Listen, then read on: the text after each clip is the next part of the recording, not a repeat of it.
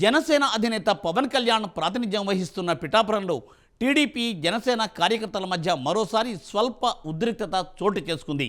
గత ఎన్నికలలో ఈ నియోజకవర్గం కూటమి పొత్తులో జనసేనకు పోవడం, అక్కడ జనసేనాని పవన్ కళ్యాణ్ పోటీ చేసి ఘన విజయం సాధించిన సంగతి తెలిసిందే.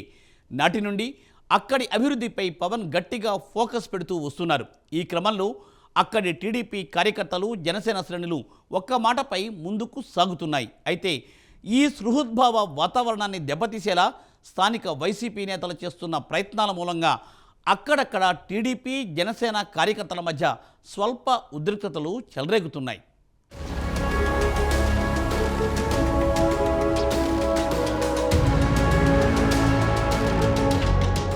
బుధవారం పిఠాపురం నియోజకవర్గ పరిధిలోని గొల్లప్రోలు మండలం చెందుర్తిలో జనసేన టీడీపీ పార్టీ కార్యకర్తల మధ్య స్వల్ప ఉద్రిక్తత చోటు చేసుకుంది. చెందుర్తిలో ఆర్ఓ ప్లాంట్ ప్రారంభోత్సవానికి పిఠాపురం జనసేన ఇన్ఛార్జ్ మర్రెడ్డి శ్రీనివాస్ హాజరయ్యారు.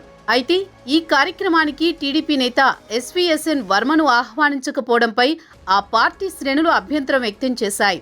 తమ నేత వర్మను ఎందుకు ఆహ్వానించలేదని అక్కడి టీడీపీ నేతలు మర్రెడ్డిని ప్రశ్నించారు.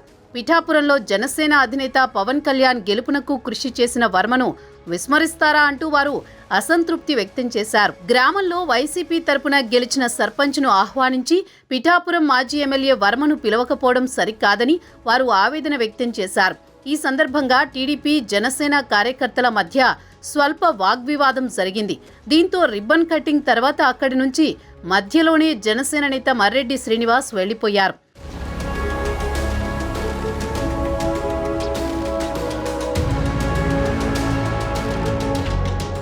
ఈ విషయంలో జనసేన నేతల వాదన వేరుగా ఉంది. నిజానికి తాము వర్మకు ఆహ్వానం పంపించామని జనసేన నేతలు చెబుతున్నారు. చివరి నిమిషంలో అనుకున్న కార్యక్రమం కావటంతో ఆయనకు కాస్త ఆలస్యంగా సమాచారం ఇచ్చారని, దీనిని టీడీపీ నేతలు తప్పుపట్టడం సరికాదని వారు వివరించారు. ఇది సమాచార లోపంతో జరిగిన ఘటనే తప్ప ఉద్దేశపూర్వకంగా చేసింది కాదని, దీనిని ఇంత సీరియస్గా తీసుకోవాల్సిన పని లేదని చెప్పుకొచ్చారు.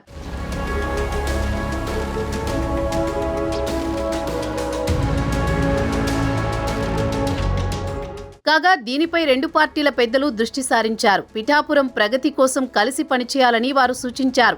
సమీప భవిష్యత్తులో ఇలాంటి ఘటనలు పునరావృతం కాకుండా చూసుకోవాలని తమ పార్టీ స్థానిక నేతలకు ఇరు పార్టీల వారు స్పష్టం చేశారు. కూటమి ఐక్యతను దెబ్బతీసేలా వైసీపీ చేస్తున్న కుట్రలకు ఇరు పార్టీల నేతలు చెక్ పెట్టాలని వారు దిశానిర్దేశం చేశారు.